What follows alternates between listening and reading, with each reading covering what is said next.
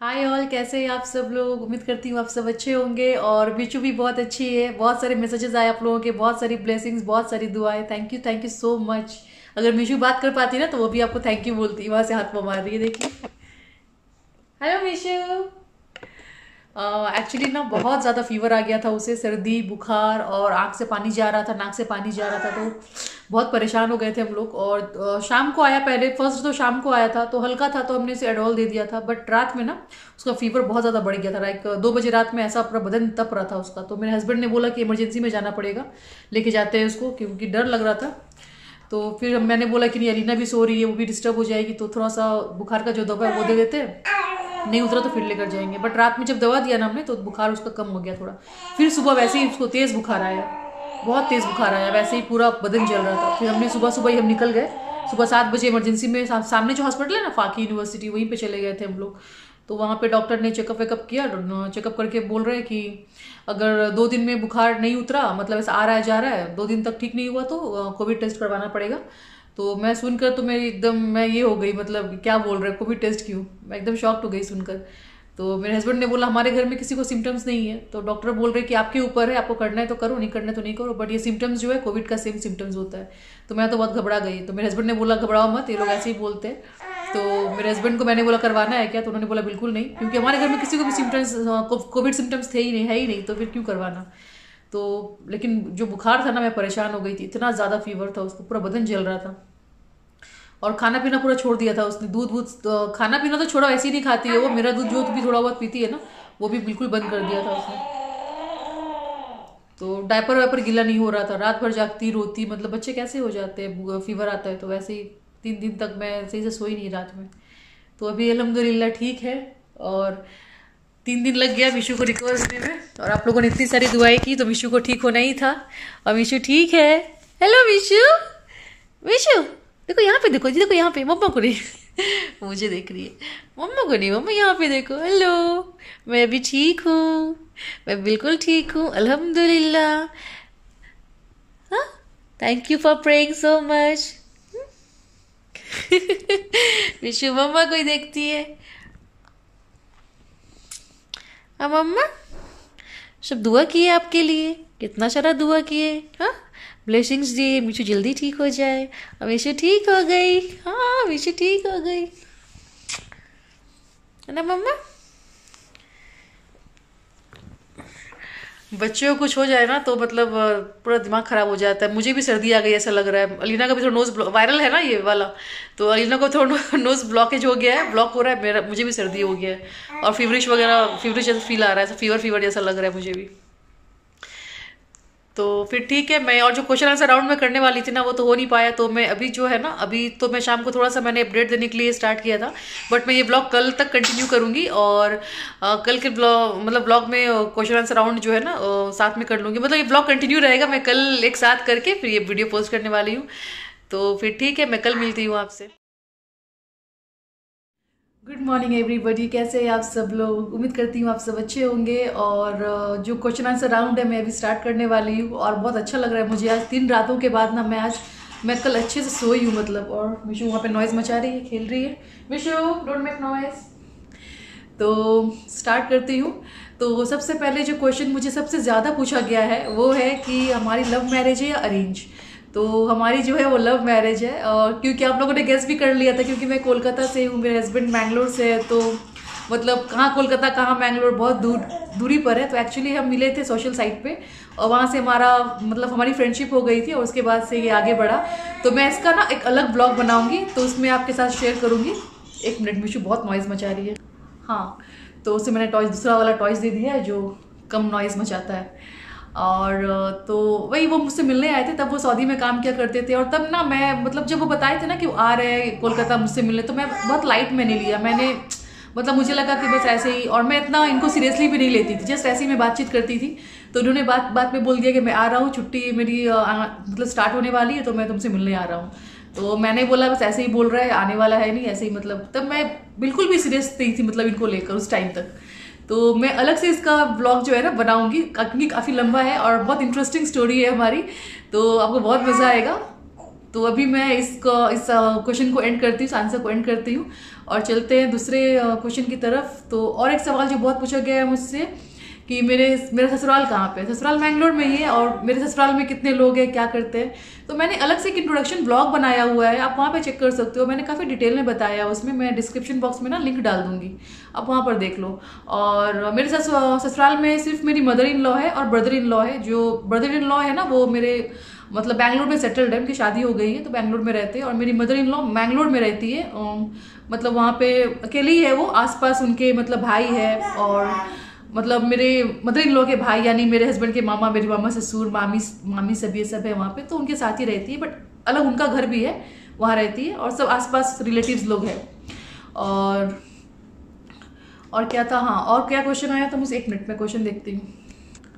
हाँ, और मेरे हस्बैंड क्या जॉब करते हैं तो उसके बारे में मैंने बताया हुआ इंट्रोडक्शन ब्लॉग में। वो उन्होंने CCI किया हुआ है, डुअल CCI सर्टिफिकेशन है उनके पास। जब हम सऊदी में रहते थे ना तो एग्जाम के लिए वो यहाँ पे आया करते थे, क्योंकि लैब ना हर जगह नहीं होता है CCI का। लाइक वो सिस्को सर्टिफाइड है, तो मतलब जैसे इंडिया में सिर्फ बैंगलोर में आपको मिलेगा लैब, हर जगह नहीं है लैब। और सऊदी में कहीं भी नहीं था और अभी भी नहीं है शायद। और दुबई में है एक जगह जहाँ पे लास्ट टाइम हम लोग बता रहे थे ना, ऐसे जाते जाते मेरे हस्बैंड ने दिखा रहे थे, यहाँ पे मैं आया करता था। तो दुबई में 2 बार वो आए मतलब एग्जाम के लिए। तो और बस यही सब है। वो नेटवर्क इंजीनियर है, मल्टीनेशनल कंपनी में काम करते हैं, फ्रेंच बेस्ड कंपनी है उनका, यही सब है। और उनके जो कंपनी के ब्रांचेस है ना ऑल ओवर दी वर्ल्ड है, इवन इंडिया में भी आपको मिल जाएंगे। यूरोप भी गए थे हम एक बार, उनके कंपनी के थ्रू हमने यूरोप टूर भी किया था। तो अगर आप पिक्चर्स देखना चाहते हो ना तो मेरे फेसबुक पे कुछ पिक्चर्स है, वहाँ पे स्विट्जरलैंड वगैरह घूमने गए थे हम। तब काश मैं ब्लॉगिंग करती, उस टाइम मैं ब्लॉगिंग नहीं किया करती थी, तो मैं सब कुछ रिकॉर्ड करती। तो कुछ भी नहीं है, बस कुछ फोटोज है मेरे पास। तो वहाँ पे आप देख सकते हो, फेसबुक ID मैं डिस्क्रिप्शन बॉक्स में डाल दूंगी, वहाँ पे आप चेक कर सकते हो। पेरिस भी गए थे हम, यूरोप में 3 जगह घूमने गए थे, पेरिस, बार्सिलोना और स्विट्जरलैंड। तो बहुत बहुत मतलब बहुत अच्छी मेमोरीज है। काश मैं वीडियो में कैप्चर करके रख पाती, बट हो नहीं पाया। खैर कभी फिर जाऊंगी तो कर लूंगी इंशाल्लाह। मुझे क्या हुआ और क्या क्वेश्चन थे। हाँ, मेरे कितने भाई बहन हैं, घर पे कौन है। तो मेरी मम्मी है, पापा है और भाई बहन है, 5 भाई बहन है। और सब अल्हम्दुलिल्लाह। और सबसे बड़ी जो हूँ मैं हूँ। और सबकी शादी हो गई है, सिर्फ छोटी वाली सिस्टर है, उसकी शादी नहीं हुई है। वो अभी मास्टर्स वो भी कर रही है। तो बस यही है। और मैं जब जाऊंगी तो मिलाऊंगी आपको। और क्या था क्वेश्चंस। हाँ, यहाँ पे दुबई में जॉब का क्या ऑप्शंस है, जो फीमेल है, लड़कियां हैं, वो क्या जॉब कर सकती है। देखिए, जॉब का ऐसा कुछ नहीं है, अगर आप क्वालिफाइड हो किसी चीज़ के लिए तो आसानी से आपको मिल जाता है। लाइक उनको कोई रिक्वायरमेंट्स है और आप उसके लिए क्वालिफाइड हो, वो डिग्री आपके पास है या फिर वो एक्सपीरियंस आपके पास है, तो जॉब मिल जाता है दुबई में, कोई प्रॉब्लम नहीं है। इवन IT फील्ड में भी बहुत सारे जॉब है, यहाँ पे हर सेक्टर में ही ऑप्शन है आपको। अगर आप वो क्वालिफाइड हो, मतलब वो जो चाह रहे हैं वो आपके अंदर है काबिलियत, तो आपको जॉब मिल जाता है। और जॉब ढूंढने कैसे, तो यहाँ पे एक पेपर आता है खलीज टाइम्स बोल के, उसमें ना बहुत सारे इंटरव्यूज के लिए कॉल्स आते हैं, तो आप वो पेपर चेक कर सकते हो। और एक चीज़ क्या है, हाँ यहाँ पे बहुत सारे लोग ना विजिट वीज़ा पे आते हैं। लाइक 14 डेज का विजिट वीज़ा ही मिल जाता है, 1 मंथ का ही मिलता है, 3 मंथ्स का ही मिलता है। और वीज़ा का ज़्यादा खर्चा नहीं होता है यहाँ पे। और इंडिया से तो बहुत कम ही है, फ्लाइट फेयर भी बहुत कम है। खैर अभी इंडिया का फ्लाइट नहीं आ रहा है, वो अलग बात है। बट लोग ऐसा आते हैं, आके मतलब इंटरव्यू क्रैक करते हैं और फिर हो भी जाता है, बहुत किसी का जॉब लग जाता है। फिर कंपनी की तरफ से ना क्या बोलते हो, वर्क परमिट वगैरह मिल जाता है आपको, फिर आप जॉब कंटिन्यू कर सकते हो। तो अगर आप चाहो तो ऐसे ट्राई कर सकते हो। बहुत सारे लोग ऐसा करते हैं और बहुत लोग सक्सेस भी हुए हैं। और मैं राइट पर्सन नहीं हूँ जॉब के ऊपर ज़्यादा बात करने के लिए। इसके लिए आपको जॉब कंसल्टेंट जो होता है ना, वहाँ पे आपको बात करना होगा। और आप ऑनलाइन वगैरह नौकरी गल्फ वगैरह है, उसमें भी आप ढूंढ सकते हो। मतलब पैसा मत किसी को देना, क्योंकि अगर कंपनी को चाहिए आप तो वो कैसे भी लेंगे, कंपनी आपसे पैसा नहीं मांगेगा। इतनी बड़ी बड़ी कंपनीज कोई पैसा नहीं मांगता है, तो वो सब फ्रॉड्स भी बहुत होते हैं। तो थोड़ा बच के, पैसे वैसे किसी को नहीं देने हैं आपको। तो ये हो गया। और क्या था क्वेश्चन, 1 मिनट में देखती हूँ क्वेश्चन क्या है। हाँ, और एक क्वेश्चन जो बहुत आया है वो है कि मैं यूट्यूब पे कितना इनकम करती हूँ। तो ये भी बहुत इंटरेस्टिंग क्वेश्चन है, मैं इसका भी अलग से ब्लॉग बनाऊंगी, क्योंकि बहुत सारे न्यू यूट्यूबर्स हैं जो बहुत सारे क्वेश्चंस मुझसे करते हैं। तो थोड़ा सा बता के फायदा नहीं है, मतलब डिटेल में बताऊंगी ना तो आपको समझ में भी आएगा और यूट्यूब का कॉन्सेप्ट क्लियर भी होगा। हाँ, और किसी ने मुझसे पूछा है कि फीस क्या होता है। फीस कुछ नहीं होता है यूट्यूब के लिए, बिल्कुल फ्री होता है। चैनल आप खुद बना सकते हो, कोई फीस नहीं पे करना पड़ता है, चाहे आप किसी भी कंट्री में रहो। तो आपको ऐसा, मतलब मैं पढ़ के थोड़ा शॉक्ड हो गई कि मतलब फीस क्यों देना है। कोई फीस नहीं होता है, आप फ्री में चैनल बना सकते हो अपना। और ये सब ग्रो कैसे करना है चैनल को, क्या टिप्स एंड ट्रिक्स है वो मैं आपको ना, क्योंकि मैं अभी खुद भी मैं सीख रही हूँ, मैं बहुत एक्सपर्ट तो नहीं हूँ, मैं खुद सीख रही हूँ, और जो मैंने सीखा है अपनी एक्सपीरियंस से वो आपके साथ शेयर करूँगी। उसके लिए मैं अलग से ब्लॉग बनाऊंगी ताकि आपको पूरा कॉन्सेप्ट जो है ना यूट्यूब का क्लियर हो जाए। तो ये हो गया यूट्यूब, और मेरा जो इनकम है वो भी मैं उस ब्लॉग में ही बताऊंगी आपको, तो उस ब्लॉग का आप वेट करो। और क्या था, हाँ मेरी फ्रेंड्स कौन है क्या है, तो मेरी बहुत ज़्यादा फ्रेंडशिप्स, बहुत ज़्यादा फ्रेंड्स नहीं है मेरे। मैं आसानी से ना बहुत ज़्यादा, मतलब क्या बोलूँ, मैं क्वालिटी में बिलीव करती हूँ, क्वांटिटी में नहीं। अगर एक ही फ्रेंड है, अगर क्वालिटी है, मतलब आप अपनी हर चीज़ शेयर कर सकते हो उसके साथ, अपनी सारी फीलिंग्स शेयर कर सकते हो, तो वही होता है फ्रेंडशिप ना। तो मेरी एक ही फ्रेंड है, फौजिया नाम है उसका, और वो इंडिया में है, और हम चाइल्डहुड फ्रेंड है, मतलब 22-23 साल हो गए होंगे हमारी फ्रेंडशिप को। और हम बहुत झगड़ते हैं, ऐसा नहीं कि हम झगड़ते नहीं, बहुत झगड़ा होता है हमारा। अगर मैं वो कैमरे पे आएगी ना तो ऑन कैमरा झगड़ा करेगी, ऐसी है वो। सुनेगी ना मुझे भी कॉल करके गालियाँ देगी वो। मेरी बुराई कर रही है, मतलब देख लेना आप, मैं जाऊंगी तो मिलाऊंगी उससे, काफ़ी इंटरेस्टिंग है वो। और हम सारी चीज़ें शेयर करते एक दूसरे के साथ, मतलब समझ लो मेरे सामने एक आईना है, मैं बात करती हूँ जब उसके साथ, तो ऐसा कुछ भी नहीं है कि मैं कुछ छुपाना। सारे सीक्रेट जो भी है बचपन से लेके अभी तक सब कुछ उसने मेरे साथ शेयर किया हुआ है, मैंने उसके साथ शेयर किया हुआ है। तो मेरी एक ही फ्रेंड है जो बहुत क्लोज है, और वो है फौजिया। और फ्रेंड ऐसे ही होना चाहिए जिसके साथ आप आसानी से ना, मतलब कुछ आपको कोई भी प्रॉब्लम है, कुछ भी हो लाइफ में, कुछ भी चल रहा हो, आप डिस्कस कर सकते हो उसके साथ मतलब एक क्या वो बोलते हैं, हल्का फील हो जाता है वो, मतलब अपनी बातों को जाहिर करने के बाद। तो ऐसा एक दोस्त होना चाहिए। तो ऐसा है मेरा रिलेशन उसके साथ, और मैं जाऊंगी तो उससे ही मिलाऊंगी आपको। और Mishu, hello Mishu, what happened? Mishu, keep quiet, mama's talking here। हाँ, और एक दूसरा क्वेश्चन है कि अलीना किस स्कूल में पढ़ती है। तो अलीना का जो है ना इंडियन, हमने जो सिलेबस है ना, इंडियन करिकुलम जो भी होता है वही हमने रखा है। और अलीना पढ़ती है यहाँ पे जेम्स में। जेम्स के बहुत सारे ब्रांचेस है, मतलब ऑल ओवर यूएई आपको मिल जाएंगे ब्रांचेस, और काफ़ी अच्छा बड़ा स्कूल है, और काफ़ी गिनेस वर्ल्ड रिकॉर्ड्स भी है जो अलीना का स्कूल है ना। इवन ए आर रहमान भी आए हुए थे यहाँ पे बॉलीवुड पार्क में, उनका कुछ हुआ था प्रोग्राम्स वगैरह, तो काफ़ी अच्छा है। और पढ़ाई वगैरह ही बहुत अच्छा है स्कूल का, और काफ़ी लैंग्वेजेस मतलब अलीना सीख रही है, जो कि बहुत अच्छी चीज़ है, मुझे बहुत अच्छी लगती है। एक तो अरबिक सीख रही है वो। हम लोग क्या है ना, कुरान पढ़ते हैं, हमें अरबिक लैंग्वेज नहीं आता समझने, बट हमें पढ़ना आता है, हम ट्रांसलेशन पढ़ते हैं उर्दू में या हिंदी में जो कुरान का होता है। बट अलीना जो कर रही है ना, उसका मतलब अरबिक वो लैंग्वेज बोल पाएगी, और उसे ना ट्रांसलेशन की जरूरत नहीं पड़ेगी कुरान पढ़ते वक्त। तो ये बहुत अच्छी चीज़ है। मतलब जहाँ पे यहाँ पे लोकल होते हैं ना, इमिराती जो होते हैं यहाँ पे जैसे बात करते हैं, उनसे बात कर सकती है। फ्यूचर में अगर जॉब भी करना हुआ ना अलीना को दुबई में ही, तो आसानी से जॉब मिल जाएगा उसे, बहुत स्कोप होंगे, मतलब बहुत स्कोप है अगर आपको ये लैंग्वेज आता है लोकल इनका तो। प्लस फ्रेंच सीख रही है अलीना, जो कि बहुत मतलब इंग्लिश के बाद जो एक इम्पॉर्टेंट लैंग्वेज होता है वो फ्रेंच होता है, जो अलीना सीख रही है। तो मतलब अगर यूरोप की तरफ भी जॉब करना हुआ उसे, तो ये भी बहुत आसानी हो जाएगी, इंग्लिश के साथ फ्रेंच अरेबिक, मतलब बहुत अच्छा है। और हिंदी तो हम घर में बोलते हैं, बंगाली भी थोड़ा थोड़ा मैं बात करती हूँ, बंगाली खैर उसे नहीं आती उतना। और कोंकणी वगैरह, तुलू जो लैंग्वेज मेरे हस्बैंड का है वो भी थोड़ा बहुत सीख रही है। तो मतलब बहुत सारे लैंग्वेजेस ना अलीना सीख रही है। और पढ़ाई वढ़ाई भी बहुत अच्छा है स्कूल का। तो और अलग से यहाँ पे एक्स्ट्रा एक्टिविटीज़ वगैरह, कराटे वगैरह पता ही है आपको, सब भी चल रहा है। काफ़ी खर्चा है यहाँ पे एक बच्चे को ना, मतलब अगर परवरिश कर रहे हो, अच्छे से परवरिश करना है ना, काफ़ी खर्चा है यहाँ पे। तो उसके लिए भी मैं एक वीडियो बनाऊंगी, मैं कितना मतलब खर्च करते हैं एक बच्चे को रेस करने के लिए, बड़े करने के लिए दुबई जैसे महंगे शहर में, तो उसका एक वीडियो बनाऊंगी। तो अभी मैंने बहुत कुछ सोच कर रखा है, बस थोड़ा सा मैं फराकत हो जाऊँ ना, मीशू के पीछे थोड़ा ज़्यादा टाइम स्पेंड हो जाता है। तो मैं सारे वीडियोज़ ना एक एक करके बनाऊंगी, तो आपको भी क्लियर होगा यहाँ पे। और हाँ, किसी ने पूछा था कि दुबई में सर्वाइव करने के लिए मिनिमम सैलरी कितनी होनी चाहिए।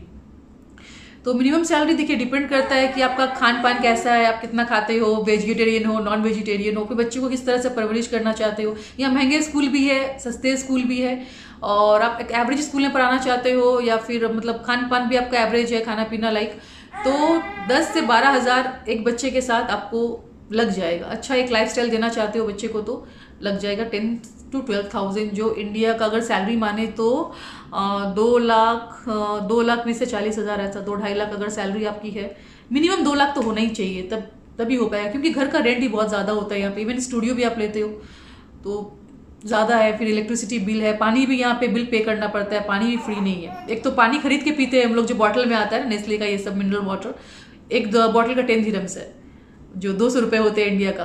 और जो पानी हम यूज़ करते हैं कुकिंग में, नहाते वक्त, कपड़े धुलते हैं, उसका भी हमें पे करना पड़ता है, बिल आता है उसका। तो हर चीज़ का खर्चा है यहाँ पे, कुछ भी फ्री नहीं है दुबई में। और तो बस यही है। ग्रोसरी वगैरह आप अच्छे से स्मार्टली अगर आप मतलब कर रहे हो ना, ग्रोसरी शॉपिंग वगैरह जहाँ पे सेल वेल लगा हुआ है, बल्क में सामान खरीद रहे हो, तो वहाँ पे थोड़ा सस्ता पड़ता है आपको। और ऐसा रोज रोज थोड़ा बहुत सामान लाने से ना महंगा पड़ जाता है। सामने हमने दुकान से खरीद रहे हो तो महंगा पड़ता है, तो आपको देखना है सेल वगैरह कहाँ लग रहा है, ये सब चीज़ें थोड़ा जैसा मैं करती हूँ मुझे तो सेल सुनते ही मैं दौड़ना शुरू कर देती हूँ। तो ये सब है।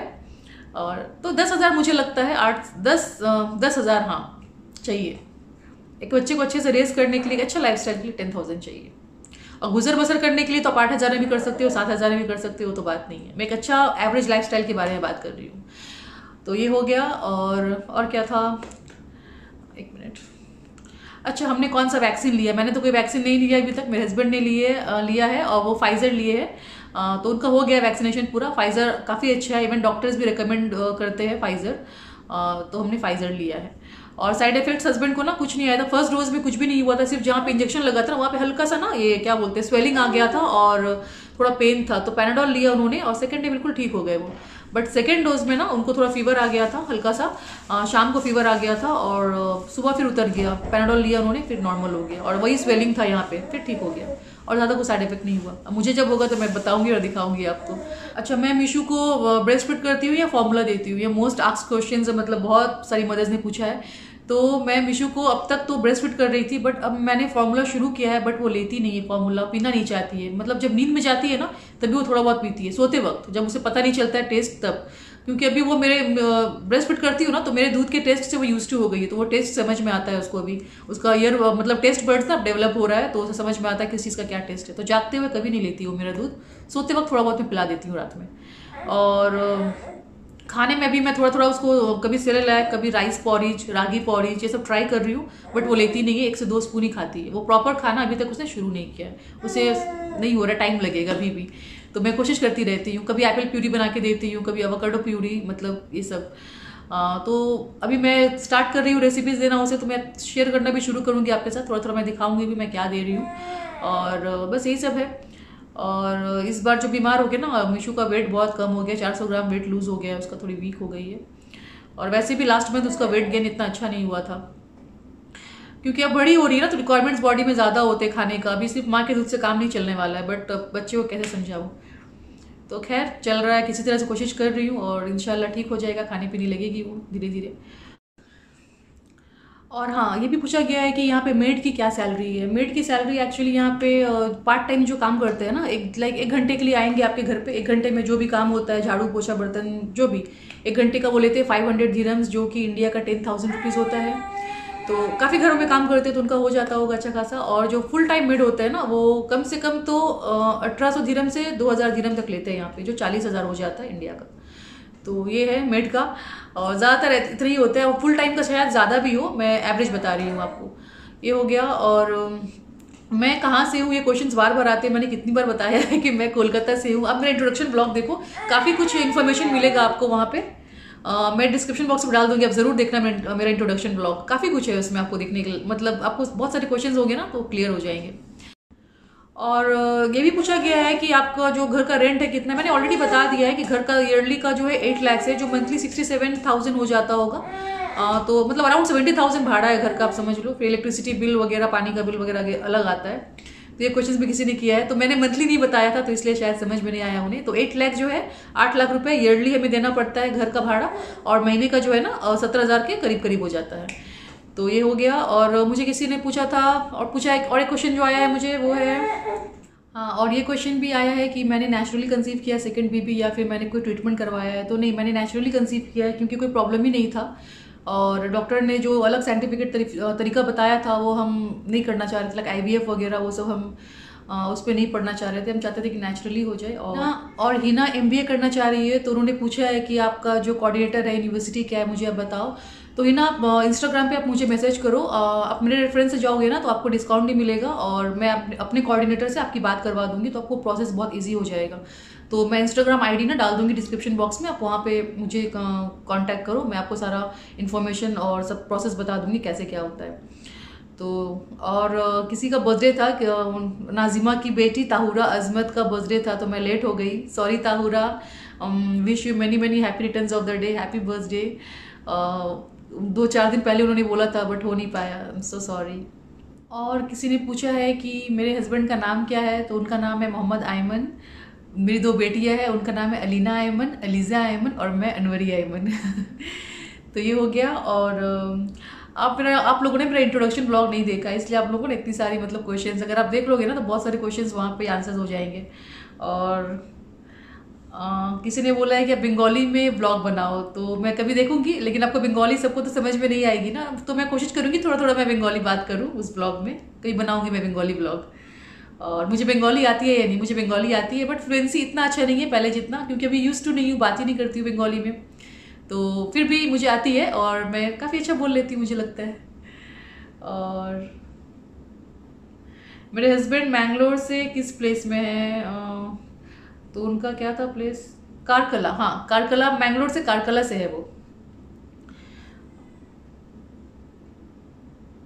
और यूट्यूब मोनेटाइजेशन प्रोसेस क्या है दुबई में, तो मैं सारा आपको बताऊंगी यूट्यूब के बारे में, मैं अलग से वीडियो बनाऊंगी, मैंने बोला है ऑलरेडी, तो आप थोड़ा सा वेट कर लो।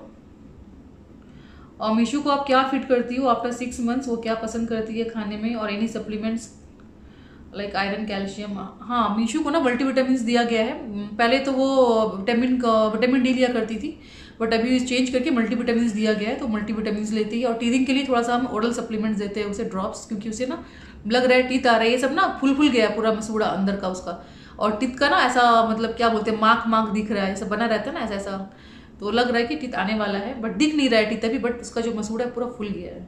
तो उसको थोड़ा रिलीफ देने के लिए हम ओरल थोड़ा टीथिंग का देते हैं, क्योंकि किसी ने पूछा भी था कि टीथिंग के लिए आप क्या कर रहे हो उस रिलीफ देने के लिए बच्चे को, तो हम ओरल सप्लीमेंट्स दे रहे हैं।